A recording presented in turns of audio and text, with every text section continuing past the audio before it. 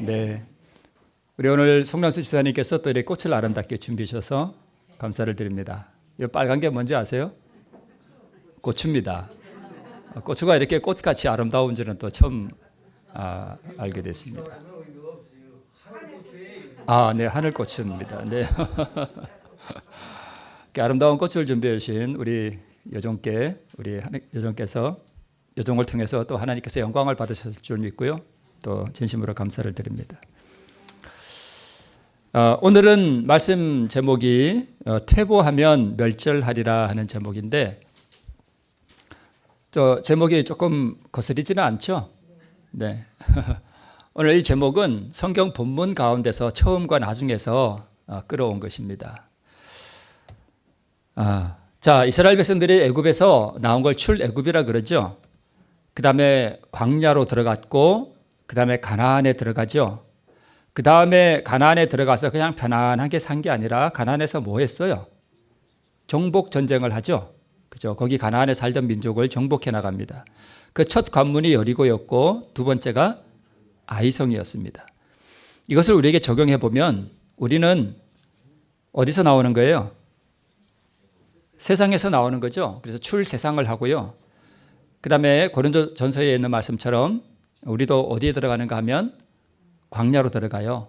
그래서 이스라엘 백성들이 광야가 바로 교회였습니다. 그래서 우리도 광야 교회 생활을 하는 것이고, 그들이 가나안에 들어가는 경험은 우리에게 은혜의 천국에 들어가는 경험이라고 볼 수 있습니다. 그렇죠?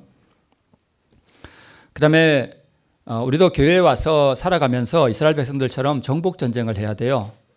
그게 구약 성경의 그런 역사들이 나와는 상관없는 오래전의 이야기가 아니라 바로 오늘 우리에게 적용할 수 있는 이야기이어야 합니다. 그리고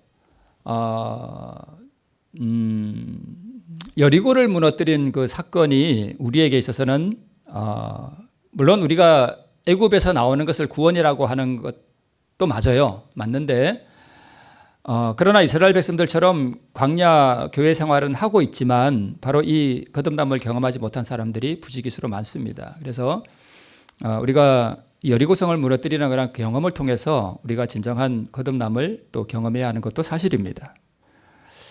그리고 아이성에서 실패하죠. 그래서 우리도 이러한 부분에 있어서 그들의 경험들이 우리의 경험이 되기도 합니다. 자, 세상에서 나와서 교회 생활을 하면서 우리가 은혜의 천국을 경험하고 또 자기 자신과의 정복 전쟁을 벌일 때 바로 이 여리고를 무너뜨리는 경험을 통해서 우리가 뭘 경험하게 되는가 하면 진정한 거듭남을 경험하게 돼요. 그리고 이러한 거듭남을 경험하고 나서 바로 우리가 무슨 경험 가운데 들어가는가 하면 바로 성화의 경험 가운데 들어가게 됩니다. 그래서 이 성화의 경험 가운데서도 우리가 실패와 아이성같이 또 재도전을 경험하게 되는 것입니다. 그래서 이스라엘 백성들이 애굽을 떠나고 홍해에서 침례를 받았죠. 그러나 그렇게 나왔지만 그들은 진정으로 구원을 얻은 것은 아니었어요. 그래서 이 60만이 넘는 이 대군이 원망과 불평 가운데서 애굽을 그리워하다가 광야에서 다 멸절됐습니다. 그들은 구원받은 게 아니었습니다. 사실 출애굽할 때 진짜 구원받은 사람은 갈렙과 여호수아였습니다. 그렇죠? 그래서 출애굽해서 광야 40년 동안 헤매고 그 다음에 가나안 입성해서 그 다음에 가나안 정복 전쟁을 한 것을 이렇게 또 짧게 요약해 볼 수 있습니다. 그런데 사실 여기서 필요 없는 부분이 하나 있었어요. 그게 뭐냐 하면 광야 40년이었습니다. 가데스 바네아에서 그들이 믿음으로 가나안에 들어갔으면 40년 헤매지 않았죠. 그러면 출애굽한 다음에 바로 가나안에 들어가서 뭐 하면 되는 거예요? 가나안 정복 전쟁을 하면 되는 거예요. 그죠? 이렇게 또 요약해 볼 수 있습니다. 더 짧게 요약하면 출애굽해서 바로 가나안에 들어가서 뭐 하는 거예요? 정복 전쟁을 하는 거예요. 그래서 우리도 출세상한 다음에 우리가 교회 안에 들어와서도 우리는 뭘 해야 되는가 하면 전쟁을 하는 거예요. 이해되시죠? 이 패턴이 똑같은 거예요. 무슨 전쟁을 하는가 하면 자아와의 정복 전쟁을 하는 것입니다. 이러한 개념들을 이해해야만 우리가 신앙생활이 뭔지를 우리가 분명히 이해할 수 있습니다. 그래서 여호수아가 아니라 여호수아서 책을 가만히 네 등분을 해보면 이렇게 됩니다. 첫 번째, 여리고성과 아이성을 정복하는 정복전쟁을 시작해요. 여호수아서에서. 그 다음에 기브온 족속들과 잘못된 약조를 하죠. 그 사건 다 아시죠? 네, 그거 다음에 땅을 분배합니다. 무슨 지파는 어디, 무슨 지파는 어디, 땅 분배를 다 하고 마지막으로 여호수아가 작별 인사를 하게 됩니다. 오늘 이 본문의 말씀은 바로 이 여호수아 가운데서 특별히 여호수아의 작별 인사 가운데 나온 말씀이었습니다. 그러고 나서 바로 사사기로 들어가죠. 근데 이 사사기라고 하는 게 들어가서 가나안을 정복하는 그 정복 전쟁을 하는데 이 패턴이 어떻게 되는가 하면 이 이스라엘 백성들이 하나님을 잊어버리고 타락을 해요. 타락하면 하나님께서 돌이키기 위해서 뭘 또 주셔요? 고난을 주셔요. 그러면 고난을 주시면 이 백성들이 부르짖겠죠. 그럼 하나님께서 사사들을 보내요. 사사는 재판장이란 뜻입니다. 재판관이란 뜻입니다. 그래서 이 통치자 사사들을 보내주셔서 이들을 뭐 해주시는가 하면 구원해 주셔요. 그러면 구원해 주시면 다시 회복이 되죠. 해방이 되고 그 다음에 또 번영하겠죠. 다른 민족들이 억압을 하지 않으니까 번영을 하겠죠. 번영을 하면 또 뭐가 생겨요? 교만해져요. 또 하나님 잊어버려. 그러면 또 타락해. 그리고 또 고난이 와. 또 구원자를 보내. 구원해줘. 회복해. 번영해. 또 교만해. 또 타락하고 이러한 일들이 사사기에서 계속 반복이 됩니다.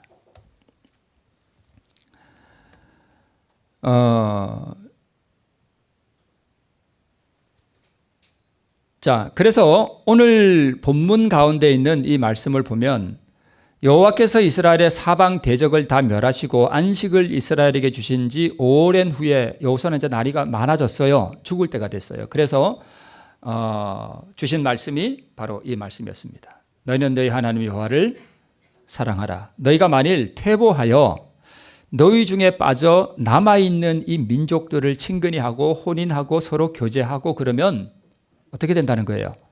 멸절된다는 것입니다. 근데 사사기에 있는 말씀들을 패턴을 쭉 보니까 이 백성들이 하나님 잊어버리고 여기 남아있는 민족들과 뭐 한 것 같아요? 교제하고 혼인하고 그죠? 그들의 삶을 배우고 그들의 신을 숭배한 것 같습니다. 자,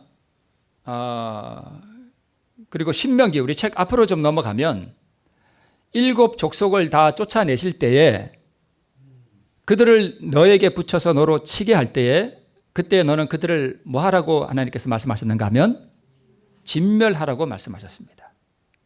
딸들을 주지 말고 불쌍히 여기지도 말고 며느리도 삼지 말라 이렇게 말씀하셨는데 그 자비의 하나님께서 왜 이스라엘 이 가나안의 7 족속을 다 멸하라 그랬을까? 불쌍히 여기지 말고. 그들은요 정말 죄가 많은 사람들이에요. 오랫동안 하나님께서 회개의 기회를 주셨지만 이 백성들이 회개하지 않고 죄악이 너무 관영하니까 이 사과에서도 사과 박스를 하나 이렇게 넣어놨는데 그중에 사과가 하나 썩으면 어떻게 됩니까? 그거 하나 빼내야 되죠. 그와 마찬가지로 이 가나안 7 족속들은 썩은 사과였습니다. 온 사방을 다 부패시켜요.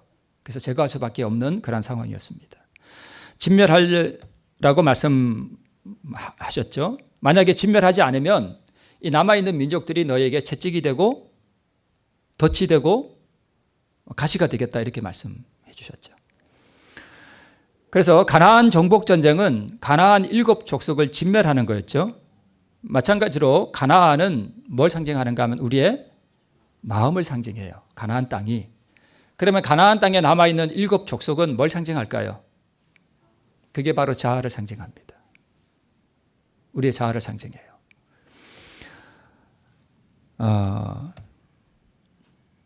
자,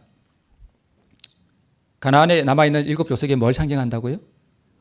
이스라엘 백성들은 분명 겉으로는 구원을 지금 받았죠. 그래서 가나안에 들어갔죠. 구원을 받았으면 그냥 편안하게 살면 되는데 이 백성들이 뭘 해야 된다고요? 전쟁을 해야 돼요. 전쟁. 싸워야 된다고요. 근데 여기 있는 이 가나안의 7 족속들은 여기 뭐라고 기록되어 있는가 하면 신명기에 보면 곧 너보다 많고 또 너보다 뭐가 있어요? 힘이 있어요. 내 자아는요, 나보다 힘이 좋은가요? 좋습니다. 아주 힘이 셉니다. 그래서 또 말씀드리지만 순교하는 것보다 뭐가 더 힘들다고요? 성질머리 죽이는 게 더 힘들어요. 내 속에 있는 자아는 정말 힘이 셉니다. 나는 절대 이 자아를 이길 수 없습니다. 근데 이걸 하나님께서 뭐 하라고 말씀하셨나 하면 진멸하라고요. 자아를 쳐서 없애라고요. 그렇게 말씀하셨습니다. 그런데 이 나보다 힘이 많고 힘이 세고 많은 이 7 족속을 쫓아내실 때에 누가 우리를 그렇게 가능하게 해주신다고 말씀하시는가 하면 내 하나님 여호와께서 그들을 내게 뭐 해주신대요? 붙여주신대요. 힘이 세지만 내가 그 자아를 뭐 할 수 있도록요? 이길 수 있도록 나한테 뭐 해주신대요? 붙여주신대요. 붙여주셔서 너로 뭐 하게 하시리니? 치게 하시리니 그때 너는 그들을 뭐 하라고요? 진멸하래요. 언제 진멸하래요? 붙여주실 때에 바로 그때에 진멸하래요. 붙여주실 때에. 그러므로 가나안 정복 전쟁은 신앙의 경험 가운데서 자아를 정복시키는 전쟁을 표상합니다. 여러분 이제 여호수아 사사기를 읽을 때 여리고 성 무너뜨리고 아이 성 무너뜨리고 땅을 분배하고 여호수아는 죽고 사사기에 들어가니까 뭐 전쟁하고 맨날 전쟁하고 뭐 타락하고 그 이야기가 기록되어 있잖아요. 그게 다 뭘 상징하는 우리에게 적용할 수 있는가 하면 바로 우리의 신앙 경험 가운데서 우리가 어떻게 우리의 자아와 싸워서 승리할 수 있느냐. 때로는 자아와 싸워서 우리가 져서 그죠? 살아가는 그런 모습들도 보이게 하는 그런 것들을 우리에게 가르쳐 주는 거예요. 그래서 여호수아 사사기 뿐만 아니라 다른 성경도 마찬가지고 이것들을 읽을 때에 우리가 그렇게 적용하면서 읽어야 성경이 보입니다. 자, 역사적 사실은 이스라엘 백성들이 가나안 족속을 다 진멸하였다고 성경에 기록되지만 사실은 그 족속들이 다 남아 있었습니다. 그리고 우리에게 적용해 보면 우리가 자아를 정복해 나가지만 여전히 뭐는 남아 있어요? 자아는 남아 있어요. 정복해야 할 자아는 여전히 남아 있습니다. 그걸 상징하는 거예요. 그래서 여호수아와 사사기를 이렇게 쭉 읽어보면 우리가 신앙 가운데 벌이는 이 영적 전쟁을 그대로 거기 보여주고 있음을 우리가 알 수 있습니다. 똑같아요, 패턴이. 그래서 남아있는 가나안 족속들과의 전쟁이 바로 사사기의 역사고 이 이스라엘은 사사기에서 사실은 실패의 역사가 거기 기록되어 있습니다.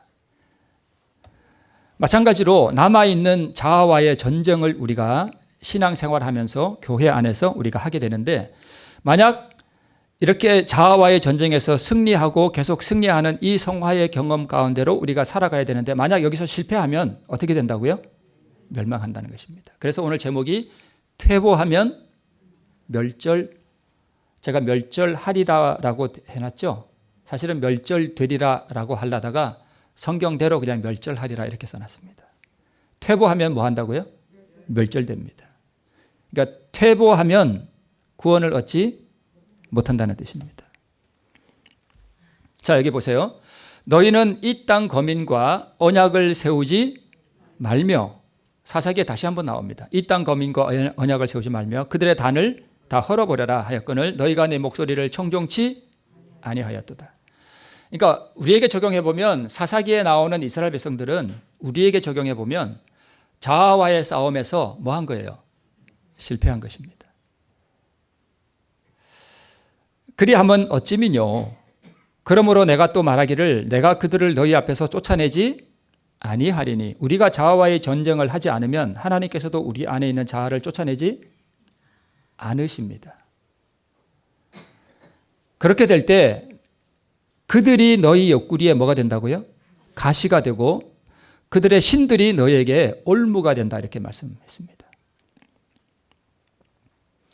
여러분, 술에 중독되는 것도 자아인가요? 그것도 자아예요. 쾌락의 자아. 그걸 쳐서 이겨야 되죠. 하나님 도우심으로. 그죠? 근데 그걸 내가 싸우려고 하지 않고 하나님의 은혜와 도움을 구하지 않고 내가 거기 계속 방종하게 되면 결국은 그 술이 나를 어떻게 합니까? 그 술이 나를 삼키는 거예요. 그죠? 그런 뜻입니다. 이게. 그죠? 네. 자, 그래서 이것을 우리가 접붙임을 제가 다시 한번 좀 말씀을 드릴게요. 이것을 이제 접붙임도 여러 가지 종류가 있는데 여기에 이제 접순이 있고 대목이 있어요. 그죠? 우리 농사하신 분들은 다 아시죠? 그죠? 접순은 네. 그래서 접붙임을 하려면 접순도 원래의 나무에서 뭐 해줘야 돼요? 깎아줘야 돼요. 잘라줘야 돼요. 그러면 접붙임을 하려면 또 뭐도 잘라줘야 돼요? 원목, 이걸 대목이라 그러죠. 대목도 잘라지는 경험을 해야 돼요. 그래서 접목과 대목이 둘 다 잘라줘야 돼요. 그래서 이렇게 이제 우리가 접붙임을 하게 되는데 접목은 누구를 상징하는가 하면 예수님을 상징해요. 대목은요, 나예요. 나. 그래서 예수님도 우리에게 접붙임을 입기 위해서 하늘에서 뭐 해진 거예요? 잘라진 거예요. 모든 영광을 다 버리고 이 땅에 오신 것이죠. 그죠? 그러면 예수님이 내 안에 들어오기 위해서는 나도 뭐 해줘야 되는 거예요? 잘라줘야 되는 거예요. 이것을 자아의 죽음이라 그러는 거예요. 그래서 믿음으로 말미암는 의가 자아의 굴복과 예수 그리스도의 의로 이루어진다고 하신 말씀이 바로 이런 거예요. 예수님이 내게 접붙임을 입기 위해서는 내가 뭐 해줘야 돼요? 잘라줘야 돼요. 그러니까 내가 잘라지기로 결정해주고 선택해주고 내가 잘라지기로 결정해주고 그렇게 하지 않으면 예수님이 나에게 와서 접붙임을 입을 수가 없는 거예요. 그래서 여기 예수는 다른 말로 하면 그리스도의 의를 말하는 거예요. 그죠? 그러기 위해서는 예수님도 잘라줬고 나도 잘라져야 되는 것입니다. 자, 여기 접붙임이 됐죠? 그래서 이제 대목도 살아있고 접목도 살아있습니다. 이 상태를 거듭난 상태라 그래요. 이 상태가 거듭난 상태고 여기서부터 이제 성화가 시작됩니다. 거룩해지는 그런 경험이 이루어지는 것이죠. 이게 거듭난 상태예요. 그죠? 접붙임을 입었고 붕대를 좀 엉성하게 감아놓긴 했지만 이게 접붙임을 입어서 이제 거듭난 상태입니다. 이걸 의인이라 그러고 그리스도의 의를 입은 사람이라고 합니다. 그런데 접붙임을 해보신 우리 해보신 분들은 아시겠지만 이 상태로 놔두면 어떤 현상이 일어나는가 하면 여기서 이제 위에 붙여진 접목이 자라야 되죠. 그죠? 그죠? 밑에 대목에서 싹이 나와서 자라면 안 되죠. 그런데 이런 경험이 생긴단 말입니다. 그죠? 그러니까 이 굵은 가지가 하나 지금 나와 있는데 이 가지는 나에게서 나온 거예요? 예수님에게서 나온 거예요? 나에게서 나온 거예요. 이게 바로 자아예요. 자아. 그죠? 이게 지금 오늘 제목이 뭐죠? 퇴보하면 멸절하리라는 것입니다. 퇴보한다는 게 무슨 뜻이냐면 지금 앞에 이 경험은 한번 잘라졌죠. 그래서 거듭남을 경험한 상태예요. 그죠? 근데 거듭남을 경험하고 지금 성화의 경험을 살아가는데 안에서 자아가 올라오는 걸 지금 잘라버렸어요? 아니면 자아가 올라오는 걸 그대로 방치해 둔 거죠? 그래, 자아를 내버려 둔 거예요. 그러다 보니까 이 상태로 만약에 그냥 두면 나에게서 나온 가지가 무성해지겠죠. 무성해지면 이 접붙임을 받은 가지가 어떻게 될까요? 죽어버립니다. 이게 바로 퇴보하면 멸절하리라는 뜻입니다. 그러면 위에 있는 접목이 살려면 내 안에서 나오는 이 격가지를 어떻게 됩니까? 잘라버려야 됩니다.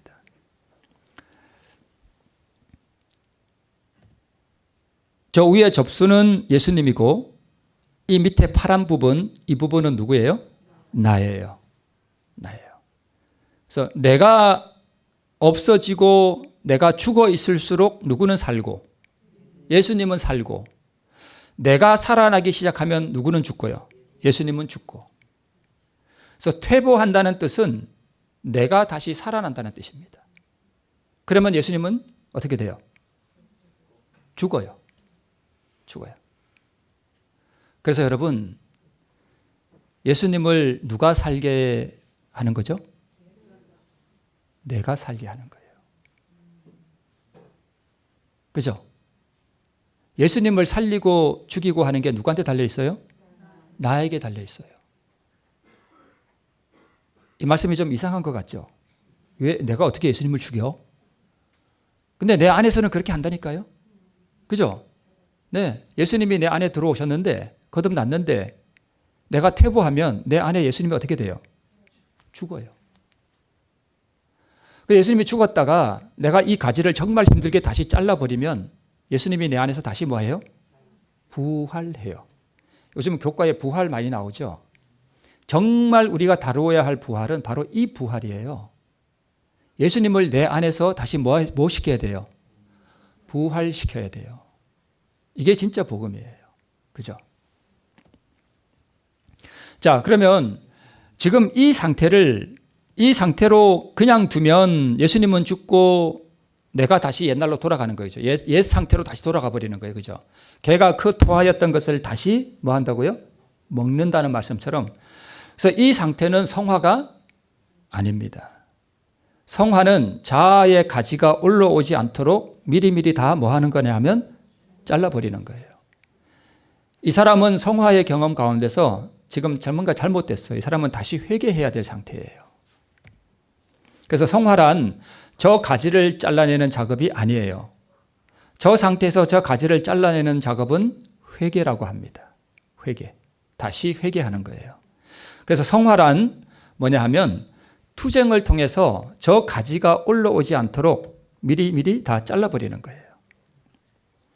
자, 어릴수록 대목의 세력이 강하겠죠. 농사 잘 하시니까 여러분 너무나 잘 아시겠죠. 저게 어릴수록 내 자아, 내 대목의 세력이 강해요. 그래서 여러분 거듭난 사람도요. 오늘 거듭난 사람은 내 자아가 아주 강해요. 그래서 언제 다시 타락할지 몰라요. 그렇죠? 맞아요. 그래요. 근데 내가 점점 없어지고 내 안에 예수님이 점점 커질수록 나의 세력은 점점 약해져요. 자아가 약해져요. 그러면 성화의 경험을 오늘 한번 처음 시작한 사람과 30년 동안 성화의 경험 가운데 살아간 사람의 그 경험은 완전히 다릅니다. 그래서 끊임없이 즉 대목의 세력을 죽여야 되고 접수의 세력이 강해지면 대목의 세력이 점점 약해집니다. 이것을 성화라 그래요. 그래서 제가 말씀드렸듯이 늘 죄짓고 와서 안식일에 와 회개하고 늘 죄짓고 안식일에 와서 회개하는 것은 그리스도인의 경험이 아니라고 말씀드렸죠. 그건 그리스도인의 경험이 아니에요. 늘 밖에서는 죄짓게 살다가 뭔가 잘못했다가 안식일에 와서 회개하고, 제가 한번 그런 말씀 드렸죠. 그럼 예수님이 금요일에 오시면 어떻게 해요? 토요일 날 회개해야 되는데 예수님이 금요일에 오시면 회개할 기회가 없잖아요. 그럼 어떻게 하려고 그래요? 그죠? 자, 사울 왕의 경험을 보면 사울은 바로 그 잘라지고 접붙임을 받은 경험을 한번 했어요. 그러나 사울 왕은 그 구원을 뭐 했어요? 잃어버렸습니다. 아까 그 나뭇가지 보니까 내 밑에서 뭐가 하나 쭉 올라왔어요? 가지가 올라왔죠. 그 가지 때문에 결국은 사울 왕이 죽어버립니다. 멸망해버려요. 처음에 사무엘 선지자가 사울에게 이렇게 이야기해요. 내게는 여호와의 신이 크게 임하리니 너도 그들과 함께 예언을 하고 변하여 어떤 사람이 되리라? 새 사람이 되리라. 이 새 사람이 된다는 얘기가 바로 거듭난다는 뜻이잖아요. 그죠? 거듭난다는 뜻이에요. 진짜 거듭났나요? 사울이? 변화됐어요. 그랬었습니다. 자, 이제 사울이 왕이 됐어요. 사무엘상 10장 21절에 보면 왕이 돼가지고 기스의 아들 사울이 뽑혔으나 그를 찾아도 만나지 못한지라. 사울 왕이 이제 왕이 됐는데 우리 사울 왕 어디 갔냐고 막 찾아보니까 사울이 보이지를 않는 거예요. 그러므로 그들이 또 여호와께 묻되 그 사람이 여기 왔나이까? 여호와께서 대답하시되 그가 행구 사이에 숨었다 그랬어요. 왜 숨었을까요?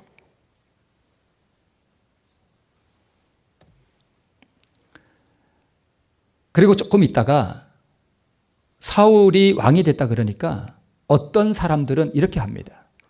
이 사람이 어떻게 우리를 구원하겠느냐 하고 사울을 뭐 했대요? 멸시했대요. 예물도 안 드리고 그랬대요. 그런데 사울은 뭐 했대요? 잠잠했대요. 이게 구원받은 사람의 상태입니다. 숨었다는 뜻은 자기가 왕이 된 게 너무 부끄러운 거예요. 내가 어떻게 왕이 돼? 너무 부끄럽고 나 같은 사람이 왕이 될 자격이 없는데 숨어버렸어요. 너무 부끄럽고 해서. 어떻게 보면 참 겸비한 거예요. 그죠? 그리고 어떤 사람은 네 같은 게 무슨 왕이야 하고 멸시해도 말 안 하고 잠잠했습니다. 이게 구원받은 상태였습니다. 그런데 이렇게 숨었죠. 이게 바로 자아를 숨기는 걸 말해요. 그죠? 이게 구원받은 사람의 상태예요. 구원받은 사람은 자기 영광을 드러내지 않습니다. 그죠? 그런데 뭐에 실패했느냐면 계속적인 전진에 실패했습니다. 오늘 제목이 뭐라고요? 퇴보하면 멸절하리라. 사울 왕은 퇴보해버렸습니다. 자, 사울의 상태가 처음 이랬어요. 거듭난 상태였습니다. 성화를 시작했습니다. 그런데 갈수록 어떻게 됐어요? 이렇게 돼버렸습니다. 계속적인 전진에 실패함으로 그의 속에서 뭐가 다시 나왔어요? 자아가 다시 나왔습니다. 아까는 행구 사이에 숨었는데 나중에는 이 내 자아가 점점 자라서 자기 신하인 사울은 블레셋과의 전투에서 이렇게 승리하고 오니까 영광을 얼마나 돌렸어요? 여자들이 10,000만이나 돌리고, 나는 왕인데 나한테는 영광을 얼마밖에 안 돌려요? 1,000밖에 안 돌려. 그러니까 다윗을 죽이려고 그러죠. 그게 바로 이 가지예요. 이 가지 때문에 결국 사울 왕이 멸절돼 버립니다. 저기 하얀 선 이렇게 해놓은 데 있죠. 저기가 대목 부분이잖아요. 그죠? 그 위에가 접순이잖아요. 그죠? 근데 항상 내 자아는 어디서 나와요? 저 아래. 그죠? 대목 부분. 거기서는 세순이 나오면 돼요? 안 돼요? 안 되죠. 안 돼요. 그래서 우리가 농사나 이런 원리와 영적인 원리가 달라요? 같아요? 똑같아요. 아주 똑같아요. 그래서 여러분, 농사를 하시는 분이 영적인 원리를 깨닫기가 아주 좋다고 합니다. 저는 농사를 잘 안 해봐서 잘 모릅니다만, 여러분 농사를 하실 때 그냥 농사하지 마시고, 우리 안 교장님 오늘 농사하실 때 참 즐겁게 하신다고 그렇게 말씀하시고 영적인 원리를 거기서 배우신다고 하셨는데, 이게 농사를 하시면서 이걸 영적인 원리와 잘 접목해 보면 거기에 놀라운 영적 진리가 다 숨어 있습니다. 자, 오늘 이거 중요한 말씀입니다. 이걸 천천히 한번 볼게요. 빌립보 3장 16절 우리 복음성경 주에 이렇게 되어 있습니다. 바울은 사실상 다음과 같이 말한다. 과거에 그리스도인 성장에 기여한 것이 무엇인지 발견하여, 이게 무슨 뜻일까요? 과거에 그리스도인 성장에 기여한 것이 뭘까요? 이게 자아의 굴복이에요. 내가 잘려지는 거예요. 그리고 내 안에 뭐가 들어와 붙는 거예요? 예수님이 내 안에 접붙임이 되는 거예요. 그러면 예수님이 잘하잖아요. 이렇게. 그죠? 이게 그리스도인 성장 아니겠어요? 그렇잖아요. 영적 접붙임이잖아요. 그죠? 과거에 그리스도인 성장에 기여한 게 뭐예요? 2가지예요. 결국은 내가 깎이고 예수님이 내 안에 접붙임 받는 거예요. 자아의 죽음과 그리스도의 의예요. 성경의 진리는 언제나 똑같아요. 무엇인지 발견이 됐나요? 그리고 경험했나요? 그러면 미래에도 그와 동일한 과정을 뭐 하래요? 쫓으래요. 그러니까 한번 내가 자아가 굴복되고 그리스도의 의가 나에게 접붙임되고 하늘의 평화와 하늘의 능력을 경험했으면 그 똑같은 경험을 계속 뭐 하라는 거예요? 과정을 쫓아가라는 거예요. 이게 전진이라는 거예요. 그리스도인 성장의 전진이라는 거예요. 여기서 이렇게 전진하지 않고 퇴보하면 뭐 한다는 거예요? 멸절된다는 거예요. 자, 그리스도인 성취의 방법은 변하지 않는다. 여러분, 정말 지겹도록 제가 말씀드리는 거. 이 두 가지. 그리스도인 성취의 방법은 이 두 가지예요. 자아의 굴복이에요. 여러분, 내 마음을 한번 이렇게 살펴보세요. 뭔가 지금 내게 불만이 있는가? 뭔가 내게 어두움이 있는가? 뭔가 지금 짜증이 있는가? 한번 살펴보세요. 그거를 주님께 드리는 거예요. 그죠? 미움이 있는가? 내 심령을 가만히 살펴보면 보여요. 그죠? 불행하게도 빠른 걸음으로 그리스도인의 길을 시작한 다음 뭘 내는 사람이 있어요. 오늘 정말 중요한 말씀, 제가 이걸 말씀드리려고 하는 거예요. 뭘 느껴요? 실증을 느껴요. 이런 사람들이 있습니다. 그들로 하여금 그 길을 시작하게 한 동일한 은혜에 계속 머무르지 않는 많은 사람이 있다. 그러니까 어떤 사람은 이렇게 자아를 굴복시키고 그래도 하늘의 능력을 경험한 다음에 계속적인 투쟁을 해야 되니까 이게 쉬워요? 어려워요? 어려워요. 나를 없애버리는 게 그렇게 쉬운 일은 아니거든요. 그러니까 계속적인 이 전쟁을 하고 투쟁을 해야 되는 이 과정이 어느 순간 이런 생각이 드는 거예요. 그래서 그만 뭐 하는 거예요? 포기해버리는 거예요.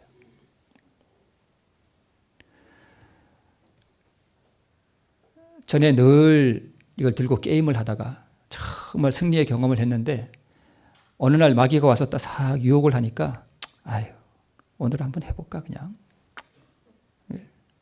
편하게 한번 내 마음대로 좀 한번 해보고 싶어. 즐기고 싶어. 그런 생각이 들어. 그래서 모르겠다. 한번 또 해봐. 그런 경험. 제가요 전에 어떤 다른 교회에 있을 때 좀 육체의 어떤 절제를 하기 위해서 진짜 하루에 밥을 세 끼를 한 요만큼씩만 먹었어요. 요만큼, 진짜 요만큼씩. 그리고 산을 올라가는데 약간 어지러워요. 막 이렇게 약간 휘청거리는 것 같아. 근데 제 몸은 엄청나게 좋아져요. 그걸 느껴요. 아침에 일어나면 얼마나 머리가 맑은지 몰라.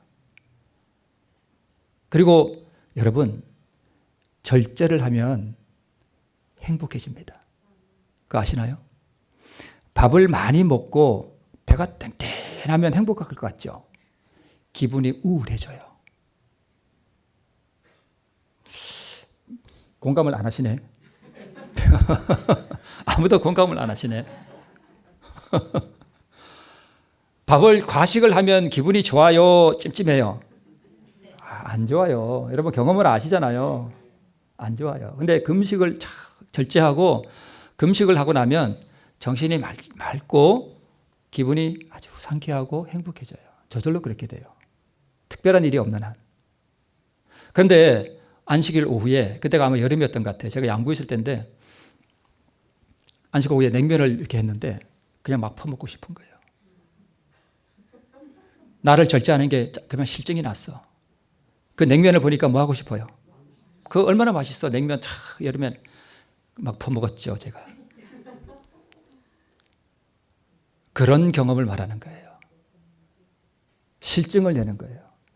그렇게 계속 가다 보면 나중에는 그렇게 절제를 아니함만 못하게 멸절돼 버리는 것입니다. 그래서 제가 여러분 식사 요만큼씩 하시라는 뜻은 아니에요. 이게 밭에 하루 종일 일하시는 분들은 이식하기도 힘들잖아요. 그런 분들은 삼식하셔야 돼요. 그죠? 네. 그러나 절제는 필요합니다. 계속해서 이렇게 말씀합니다. 그들은 새로운 승리를 맛보고 새로운 진보를 맛보는 대신 과거의 경험에 의존하게 된다. 옛날에 내가 한번 이렇게 해서 승리한 경험이 있어. 그걸 맨날 떠올려. 그리고 새로운 진보는 하지 않아. 그런 뜻입니다.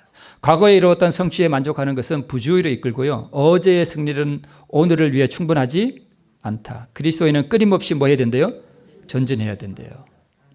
어렵고 힘들더라도요, 여러분. 그 길에서야 진정한 행복과 평화와 안식이 그 길에 있어요. 방종하고 내 마음대로 살아가면 좋을 것 같죠? 그 순간은 좋아요. 냉면을 막 퍼먹을 때는 너무 맛있어. 근데 먹고 나면 일주일 동안 그렇게 금식했던 위가 어떻게 될까요? 뻥 늘어나니까 피곤이 몰려도 얼마나 피곤한지 몰라요. 그리고 후회가 몰려와요. 내가 왜 이걸 또 퍼먹었을까? 자, 빌립보 3장 16절에 있는 말씀이 이 말씀이에요. 이걸 주의한 말씀이 제가 읽었던 말씀이에요. 오직 우리가 어디까지 이르렀든지, 내가 한 번 승리의 경험을 했든지, 두 번, 세 번, 네 번 경험했든지, 1년 동안 이 성화의 경험을 살아왔든지, 앞으로도 그대로 뭐 하라는 거예요? 행하라는 거예요. 이 말씀이 그런 뜻이에요. 어디까지 이르렀든지 그대로 계속 뭐 하라고요? 행하래요. 무슨 전쟁을 하라는 거예요? 가나안 정복 전쟁을 계속 해나가라는 거예요. 가나안 7족속이 어디 살고 있어요? 내 마음에 살고 있는 그거 말이에요. 그걸 정복해 나가라는 거예요. 그래서 이 빌립보 3장 16절 그 앞에 있는 부분들을 보면 사도 바울의 고백이 이래요. 나는 모든 것을 다 해로 여기고 배설물로 여긴다. 이게 진짜 거듭난 사람이에요. 그죠? 오직 그리스도를 얻고 그 안에서 발견되기를 원한다 그랬죠. 내가 가진, 그래서 의의를 가졌죠. 이렇게 나를 버리니까 의의를 갖게 되는 거예요. 내가 가진 의의는 오직 그리스도를 믿음으로 하나님께서 난 의다. 이거 다 기억하시죠? 그의 죽으심과 함께 나는 어떻게 하든지 부활에 이르려 한다. 내가 이미 얻었다 함도 아니고 이루었다 함도 아니다. 아직 잡은 줄로 여기지 아니하고 뒤에 있는 것은 잊어버리고 앞에 있는 부르심의 상을 위해 계속 쫓아간다네. 여러분 보세요. 내가 자아를 굴복시키고 하늘의 평화와 능력을 경험하고 정말 하나님의 그 의와 그 사랑을 경험했다. 한번 어떤 사람이요? 그가 한번 경험했다고 해서 나는 이제 의인이 됐다라고 생각하면 큰 오산입니다. 물론 그것이 의인이 될 수 있는 자격은 줄지 몰라요.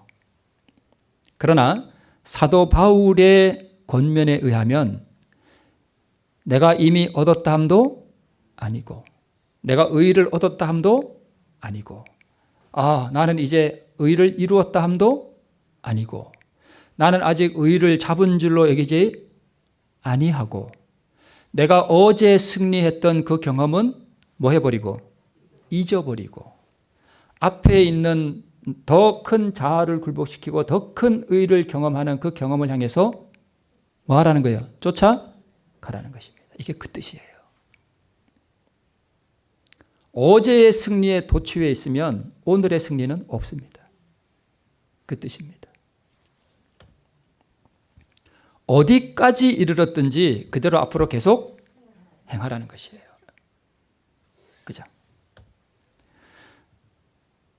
그래서 나는 모든 것을 해로 여기고 배설물로 여기는 자기를 부인하는 경험이죠.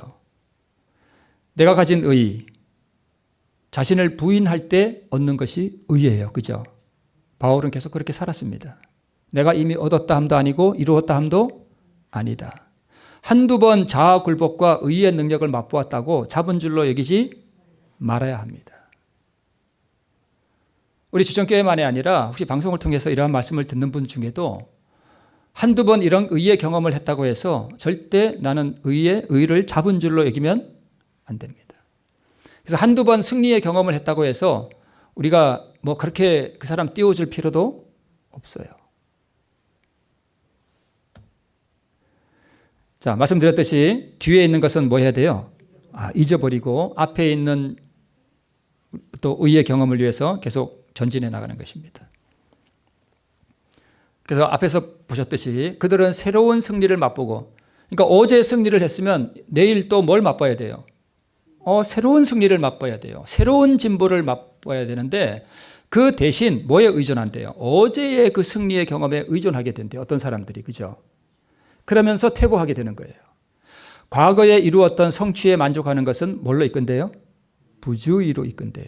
어제의 승리는 오늘을 위해 충분하지 않습니다. 어제 무슨 하늘의 영광을 목격하고 뭐 영광에 참여했다 할지라도 그게 오늘을 위해서는 아무짝에도 쓸모없는 거예요. 그건 어제 지나간 거예요. 자, 이런 의의 경험, 진보의 경험에 이렇게 설교를 해도요, 사실 많은 사람들이 별로 관심 없습니다. 뭐 그런 게 있는가 보다. 그냥 그런 분들이 많아요. 그게 뭔 소린가. 자, 여기 나는 어디에 속하는지 여러분 한번 좀 살펴보시기 바랍니다. 나는 그런 데 별로 관심 없어. 그게 뭐 그렇게 대단한 거라고. 이렇게 생각하는 분도 있을 수 있어요. 어떤 분은 그러대요. 뭐 믿음으로 말미암아 너희가 뭘 그리 중요하다고 그걸 그래. 저 들었어요. 성경의 총 주제가 뭐라고요? 믿음으로 말미암아 의예요. 예수 그리스도의 의, 그게 전부예요. 그걸 어떻게 얻느냐? 그거 방법이 자아굴복이라는 거예요. 이 두 가지예요. 이게 성경의 총 주제예요. 이게 성경의 전부예요. 이걸 빼놓고 뭘 성경을 이야기하겠어요. 그죠? 별로 관심 없는 사람이 있고요. 관심은 있으나 실천해보고자 하지 않는 사람이 있습니다. 듣기는 많이 들어요. 근데 내가 정말 한번 해봐야 되겠다. 이런 결심이 없어. 한 번도 실천을 안 해봤어. 그런 사람도 있습니다. 그런데 실천은 해보았으나 어렵거든요. 그 억울한 한마디 정말 한마디 해주고 싶은데 안 하면 억울해서 도저히 못 살 것 같아. 이건 진짜 내가 한마디 해줘야 돼. 해서 한마디 해줬어. 그럼 그렇지 뭐 내가 뭐 되겠어? 그리고 안 해. 어려워. 싸우는 것도 싫고 그냥 편하게 살란다. 그리고 그냥 교회만 왔다 갔다 하고 이런 거에 관심도 없고 그런 사람이 있어요. 실천해보고 승리의 경험도 했으나 중간에 실증을 내고 포기한 사람도 있습니다. 분명히 있습니다. 나는 어디에 속하나요? 한번 또 이런 사람도 있습니다. 실천해보고 승리를 맛보고 계속 전진해 나가는 사람이 있습니다. 여기에서 구원받는 사람은 딱 한 사람이죠. 누구예요? 맨 오른쪽에. 이 사람이 구원받는 사람이에요.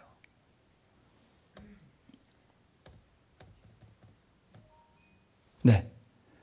별로 관심 없는 사람은요, 좀 정말 이 자리에서 솔직하게 말씀드리면 그것을 교만이라 그럽니다. 교만한 사람은 이런 데 별로 관심 없습니다. 그게 뭐 그렇게 대단한 거라고. 그리고 자기의 어떤 영적 경험을 더 우선시하는 그런 사람도 있을 수 있습니다. 관심은 있으나 투쟁해보고자 하지 않는 사람, 제자 유다의 경험이 그런 경험이라고 할 수 있고요. 실천해보고 승리의 경험도 했으나 실증을 내고 포기한 사람이 앞에서 말씀드린 사울 왕과 같은 사람이라고 볼 수 있고요. 실천해보고 승리하고 계속 전진해 나갔던 사람이 바로 사도 요한이었습니다. 그는 계속해서 이 경험 가운데서 살아갔습니다.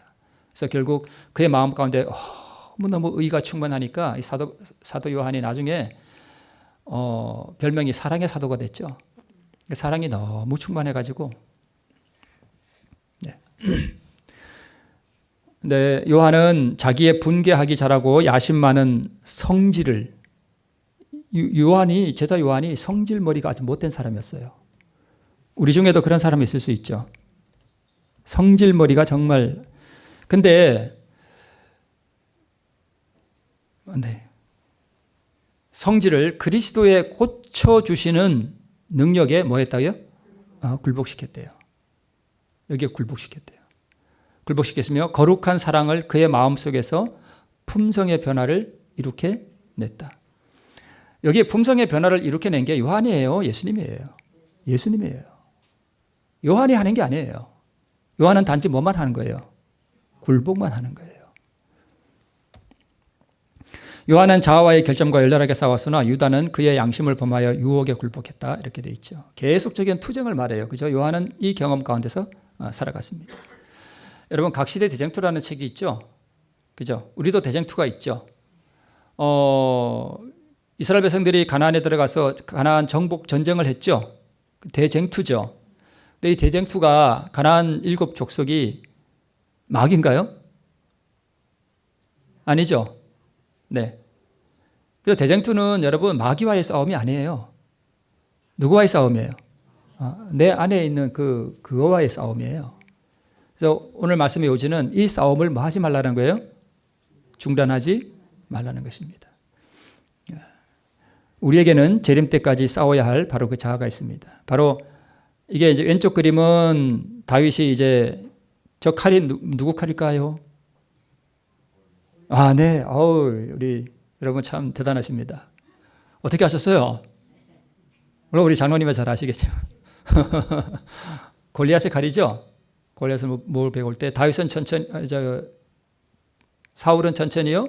다윗은 만만히로도 할 때 그걸 들은 오른쪽 그림은 저게 누굴까요? 사울 왕이죠. 심술 꽂죠. 그죠?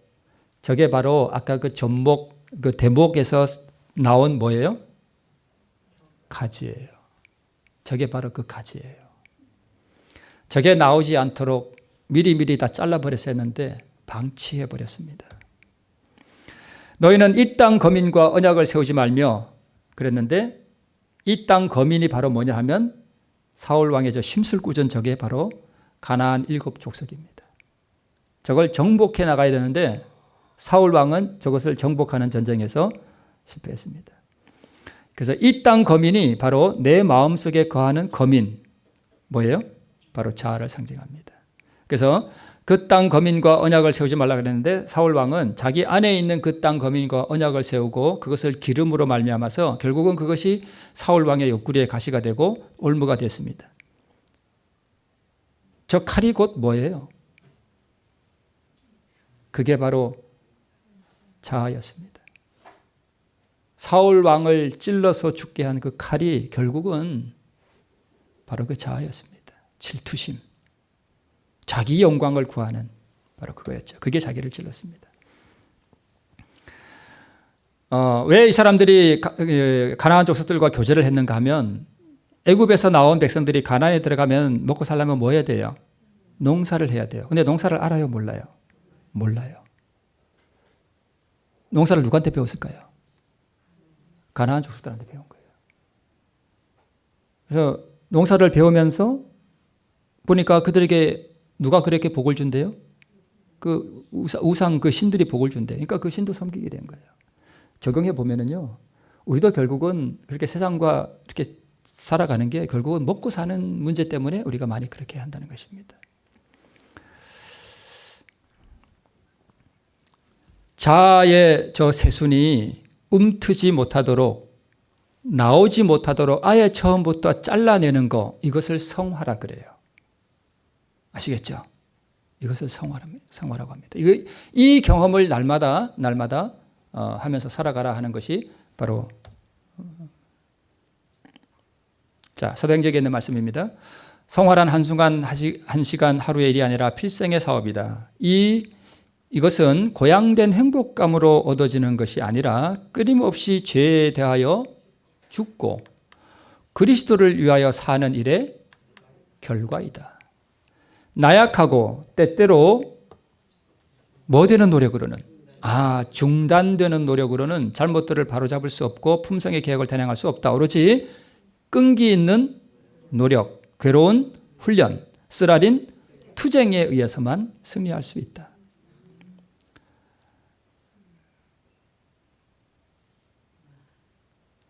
그 나를 힘들게 하는 남편을 계속 사랑하는 게 쉬운가요? 어려운가요? 참 어렵습니다. 그러나 그 투쟁을 멈추지 말라는 것입니다. 사단이 통치하는 한 우리에게는 복종시켜야 할 뭐가 있고요? 자아가 있고요. 거듭난 사람도 죄를 지을 수 있나요? 지을 수 있어요. 때로 넘어지기도 해요. 그러나 뭐 하면 돼요? 얼른 일어나면 돼요. 그죠? 멈추는 데가 있다고요? 없다고요? 멈추는 데가 없대요. 참 평화로워 보이죠? 그것이 투쟁의 길이지만 여러분 이 길 위에서만 진짜 안식과 평안이 있습니다. 그렇죠? 그래서 이 길을 꼭 가셔야 돼요. 내 마음대로 내 자아가 자라도록 하면 처음에는 쉬운 것 같은데 결국은 그게 내 옆구리에 뭐가 돼요? 가시가 돼서 나를 찌른다는 것입니다. 자, 보았던 말씀인데요. 동일한 과정을 계속 뭐 하래요? 쫓아가래요. 그리스도인 성취 방법은 변하지 않습니다. 실증을 내면 안 된다는 것입니다. 그 길을 시작하기란 동일한 은혜에 계속 머무르고 끊임없이 전진하는 길만이 우리가 구원을 얻는 길임을 우리에게 말씀하고 있습니다. 우리 마지막 장면인데요. 자, 이 가나안 족속 상징하는 내 자아는 나보다 힘이 있고 그리고 많고 한 이 자아를 쫓아내실 때에 내 하나님 여호와께서 그들을 내게 붙여 너로 치게 하시리니 그때에 너는 그들을 진멸할 것이라. 이것이 아무리 강할지라도 하나님께서 그렇게 해주실 것임을 여러분 믿으실 때에 우리 놀라운 승리의 경험, 계속 진보하는 그런 경험 가운데서 구원을 성취할 수 있습니다. 이 은혜가 우리 모두와 함께 하기를 바라면서 말씀을 마치겠습니다.